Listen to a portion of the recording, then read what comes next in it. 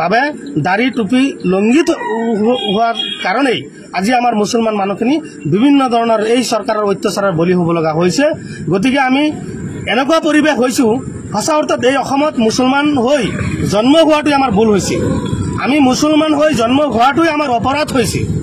গতিকে মুখ্যমন্ত্রী ডাঙৰীয়াক আমি আহ্বান জানাইছো যে আপনি বিশেষ এটা জনগোষ্ঠীর মুখ্যমন্ত্রী নহয় আর যিসকল ব্যক্তিক আজি উচ্ছেদ করিলে কোনো ধরনের সংস্থাপন নিদি পেলাই উচ্ছেদ করিলে এই সকল মানুহৰো কিন্তু আপনি মুখ্যমন্ত্রী হয়, এই মানুহখিনিক আপনি মুখ্যমন্ত্রী হয়। সরকারি মাটি সরকারের কোনো ঠাইত কোনো প্রয়োজন হয়েছে উচ্ছেদ করক, আমার কোনো আপত্তি নাই। কিন্তু সেই মানুহখিনি তো অসমৰ, সেই মানুহখিনি তো ভাৰতেৰ প্ৰকৃত নাগৰিক। যদি নাগৰিক হয় নাগৰিকৰ সুৰক্ষা দিয়াৰ ক্ষেত্ৰত চৰকাৰৰ দায়বদ্ধতা আছে, সেইখিনি মুখ্যমন্ত্ৰী ডাঙৰীয়াৰ দায়বদ্ধতা আছে। তো মুখ্যমন্ত্ৰী ডাঙৰীয়া যদি সেইটো ক'ব পাৰিছে তেনেহ'লে সেই মানুহখিনিক সুৰক্ষা দিয়াৰ স্বাৰ্থত মুখ্যমন্ত্ৰীৰ কৰণীয় কি আছিল যে সংস্থাপন দিয়া। কিন্তু আজিৰ দিনলৈকে কোনো ধৰণৰ সংস্থাপন কোনো মানুহক দিব পৰা নাই। গতিকে মুখ্যমন্ত্ৰী ডাঙৰীয়াক আমি আহ্বান কৰিছোঁ যে আপুনি বিভিন্ন জাতি জনগোষ্ঠীৰ মুখ্যমন্ত্ৰী হয়, আপুনি কেৱল এটা বিহাৰ মুখ্যমন্ত্ৰী নহয়, জনগোষ্ঠীৰ মুখ্যমন্ত্ৰী নহয়। আপুনি একপক্ষীয়ভাৱে মুছলমানৰ মৌলিক অধিকাৰখিনি টাৰ্গেট কৰি আজি মৌলিক অধিকাৰখিনি খৰ্ব কৰিব বিচাৰিছে। ইতিমধ্যে আমি গম পাইছোঁ আপুনি অসমৰ বিশেষকৈ মুছলমান মানুহখিনিৰ যিখিনি মৌলিক অধিকাৰ আজি পূৰ্বৰ পৰা আজিলৈকে আজি আপুনি নাইকিয়া কৰিব বিচাৰিছে। যে গতিকে আপুনি যে সঁচা অৰ্থত ক'বলৈ গ'লে আমাৰ মুছলমান বিৰোধী মুখ্যমন্ত্ৰী হয় এই কথাত আমি স্পষ্ট পাইছোঁ। আৰু আপোনাৰ বিভিন্ন ধৰণৰ যেটো প্ৰতিক্ৰিয়া, বিভিন্ন ধৰণৰ যেটো ভাৱ মূৰ্তি আমি অনুমান কৰিব পাৰিছোঁ যে আমাৰ মুছলমান মানুহখিনিৰ বিভিন্ন মৌলিক অধিকাৰ যাতে আমাৰ মুছলমান মানুহ ইয়াত থাকিব নোৱাৰে, বিভিন্ন ধৰণৰ কৌশলে আপুনি অত্যাচাৰ কৰিব বিচাৰিছে। গতিকে এনেকুৱা আপুনি অত্যাচাৰ বন্ধ কৰক। আপুনি সংবিধানৰ শপত খাই সাংবিধানিক পদত আপুনি আছে এজন মুখ্যমন্ত্রী। আপনি সংবিধান যেতিয়া আপনি মুখ্যমন্ত্রী হয়েছে আপুনি শপত খাইছে বিভিন্ন জাতি জনগোষ্ঠীর হয়ে কাম কৰিব। আজি কেবল মুছলমানক টাৰ্গেট কৰি মুছলমানক নিহায় কৰাৰ স্বাৰ্থত আপুনি যেটো কাম কৰি আছে সম্পূৰ্ণভাৱে মানৱ অধিকাৰ উলংঘা কৰি আছে, সম্পূৰ্ণভাৱে অন্যায় কৰিছে।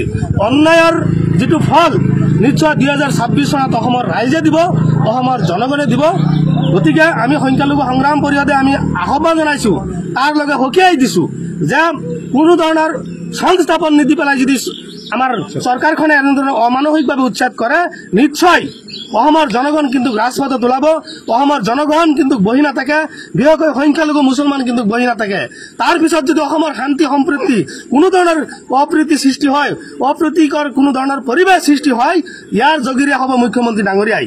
কাৰণ আমি আশা কৰা নাছিলোঁ যে অসমৰ মাননীয় মুখ্যমন্ত্ৰী ডাঙৰীয়াই নিজে সাম্প্ৰদায়িক হয়, অসমৰ মাননীয় মুখ্যমন্ত্ৰী ডাঙৰীয়াই একপক্ষীয় হয়, অসমৰ মাননীয় মুখ্যমন্ত্ৰী ডাঙৰীয়াই লংগি টুপি দাড়িওয়ালা মানুষ দেখিলেই তেখেতে বিভিন্ন ধরনের পাকে কলমে বিভিন্ন ধরনের কৌশলে আমার মানুহখিনিক নিহায় করার চক্রান্ত কৰিব বুলি আমি কোনো পৰ্যায়ে আশা কৰা নাছিলোঁ।